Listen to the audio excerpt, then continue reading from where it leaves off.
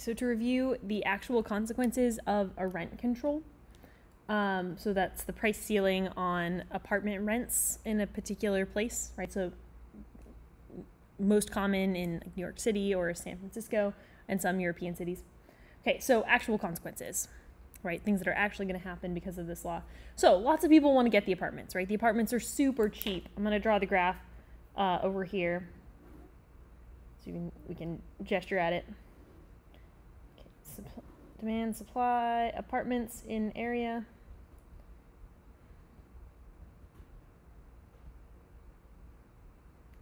Apartments in area. Okay, so we have an equilibrium quantity, but we're not going to be there, right? We're going to be at this lower price. This is our price ceiling. Okay, so our equilibrium price we had in class at $4,000, and the ceiling price we put at $2,000 a month. Okay, we have our quantity supplied, quantity demanded. Okay, the difference is the shortage. Okay, and then of course we have the deadweight loss. Okay. All right, so lots of people want these apartments, right? The price is extremely appealing, right? It's far lower than the true equilibrium price, and so people are going to be really excited about that. And so tons of people are going to apply to get these apartments. So that's what we see as the price is lower than the equilibrium price. The number of people who want to rent it is very high. Okay, so each apartment's going to have tons of applications for people who want to rent it. Okay, all right. So we're going to see later the problems that come from that. Okay, but basically there's going to be a lot of disappointed people, right? This entire shortage is people who want to rent one of these apartments, but they can't get one. Okay, so the owners of the apartments. So the reason why this quantity supplied is going to be lower than it would be at $4,000 a month, right? If they could charge what it's really worth, is that the owners of the apartments will convert apartments to other things, right? So they can't rent apartments for what the apartments are really worth. So it's going to be a better idea for a lot of these apartment owners to convert the building, right? To say, okay, well, I'll just make my apartment building into an office building and then I can rent for a more fair price, right? Or I'm going to turn my apartment into a shopping center, right? Or I'm going to turn it into a, I don't know, tear it down and build a parking garage, whatever, right? Okay, but they're not going to want to use those buildings for apartments. Okay, it's not going to be very appealing. So that's going to be one of the reasons why the quantity supplied will go down. Another reason it'll go down is because this rent control lasts decades typically. During that time, no one's going to want to build new apartment buildings in this area, right? Why would you build new apartments in this area if you won't be able to rent them for what they're really worth? Okay, so you might build a park or a mall or office building or something else, right? But you're not going to build apartment buildings. Okay, so that means over the decades, we can think about all the apartment buildings that might be built in this area if the landlords could charge the true equilibrium price. And then of course, this is New York City, right? And so as time goes on, the demand's gonna be rising and rising and rising because people really like living in New York City. It's a happening place. But if the rent is controlled, then even as the demand is increasing, the price can't change, right? And so it's going to make this shortage worse and worse over time.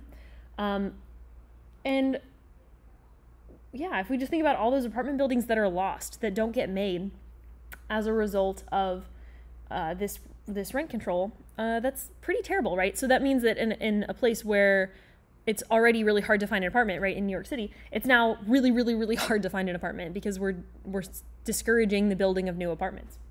Okay, then we have a lower cost of discrimination. So because there are only a small number of apartments available and tons of people who want to rent an apartment, right, all the way up to QD, all this difference is people who are disappointed not able to get one, but there's going to be a mountain of applications for every open apartment, right? Because this low price is super appealing, right? So people who wouldn't otherwise consider living in this area, or maybe people who would live with a roommate instead of getting their own apartment, or who would live not in New York City, are going to look at this low price and say, oh my gosh, this is so amazing. I want this apartment, okay? And so there are going to be tons of applications for any open apartment. If we were at equilibrium and each apartment was $400 a month to rent, then we'd be at equilibrium, right? So quantity supplied equals quantity demanded, which would mean the number of apartments available equals the number of people who want an apartment, okay? So if a landlord wanted to say, no, I'm not going to rent to anybody because I want to be discriminatory, right? I want to be racist or whatever, right? So if the landlord says, I'm going to be racist and I'm not going to rent to this person who is willing to pay me $4,000 a month, because I want to be a racist, then that landlord misses out on a good renter, okay? They have to either lower the price to get someone to rent their apartment, or they have to accept someone who's not as good a renter as that person that they turned down because they were being racist, okay? So the cool thing about markets in equilibrium is they punish discrimination. They punish people for being racist, okay? But unfortunately, at the ceiling price, there's tons of qualified people applying, and so there's lower cost of discrimination, right? So your landlords can discriminate without missing out on good people because there are just tons of people applying at this low price, okay? So we can think about if you were a landlord, right, you owned one of these apartments and apartment buildings and you're renting it out to people, and you have a giant stack of applications for your apartment that's open, and you have to choose who comes to live there. Think about what might be appealing to you, right? Well, if people have a criminal record, you could just say, you know what, I'm just going to throw out all the applications that have a criminal record, right? Why would I deal with that? And there'll still be plenty of people left over, right? But it's going to make it really hard for people who are coming out of jail or who maybe have something on their record that maybe wasn't really their fault, or, it was a long time ago. Now that criminal record's going to follow them and is going to be the difference between them getting this apartment or not, right? Whereas, again, if we're at equilibrium and the person's willing to pay $4,000, if they have a criminal record, then the landlord has to decide, should I discriminate based on that criminal record and then lose a good renter, or should I be okay with, the fact that the person that committed this crime forever ago, it's probably fine, right? Okay, rental history, right? So if, a person missed paying rent 1 month at the place they lived before, that could disqualify them from renting one of these apartments, right? Again, because there are so many other people, right? You could just eliminate anybody who doesn't have a great rental history, right? Or maybe somebody who's only ever lived with their relatives and so they don't have a rental history. You could just say, you know what, we're just not going to give those people a chance, right? So it's going to be really difficult for those people to get one of these apartments. And that's especially problematic because the people we're trying to help with this rent control are low income or maybe people who are disadvantaged. And those are the people most likely to have a not great rental history. And so it's going to be, they're going to be the ones most hurt by this discrimination. Okay, higher income people would get preference. Not because it makes a difference in their ability to pay really, right? Because this price is low enough that a lot of people are going to be willing to pay, right? That's what we see with this large QD. But again, if you have a big stack of people, some of whom have a lot of money, some of whom don't, why wouldn't you choose the person who, wears nicer clothes and talks better, right? And has a fancier job, right? Why not? Okay. But again, that's going to hurt the people we're trying to help. Okay. No kids and pets, right? Kids and pets are messy and they make a lot of noise, right? And if you can get enough people to rent your apartments because of this really low price, even if you don't allow kids and pets, then you can do that. And, but that's going to make life really hard for people who have kids and pets. Okay. Then we're going to think about race, religion, and ethnicity. This is like an obvious way that discrimination can happen, right? If someone's racist or they don't like people of a certain religion or ethnicity, then they might say, you know what, I'm just not going to rent to anybody in that group. And because there are so many people applying for that apartment because of the low price, that racist person is still going to be able to find someone to fill the apartment, right? Some good person to fill the apartment, right? Whereas at equilibrium, discrimination is a really, really bad idea, right? Because they miss out on good renters.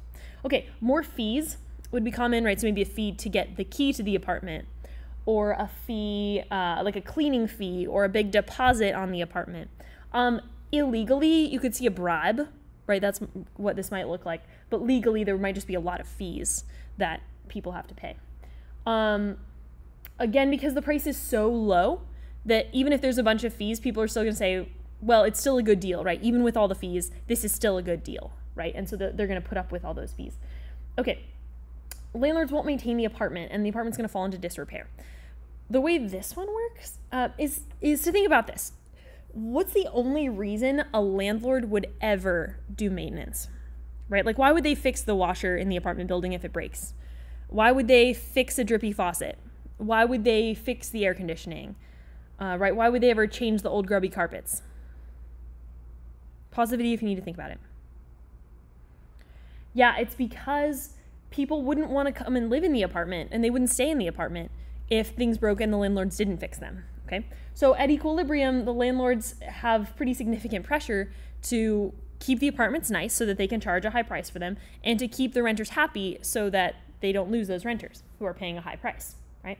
But if we're not at equilibrium again, right, a lot of people want to rent these apartments, right? So even if the landlord doesn't fix the problems, these people are going to say, well, okay, sure, the faucet's really drippy, or sure, the air conditioning doesn't really work, but oh my gosh, look at how affordable this apartment is, right? If I moved anywhere else, it'd be really expensive, so I'm just going to deal, right? Even though, you know, the washer's broken, I'll just go to the laundromat, whatever, it's fine. This is such a good deal, okay? So there's no reason for the landlords to maintain the apartment because people are getting such a good deal on this that they're not going to leave even if things aren't great. Or if they do leave, the landlord's not worried about replacing them because there's tons of people who want to be in that apartment, okay? So over decades, as we said, this can be a really, really big problem, right? This can cause buildings to crumble, okay?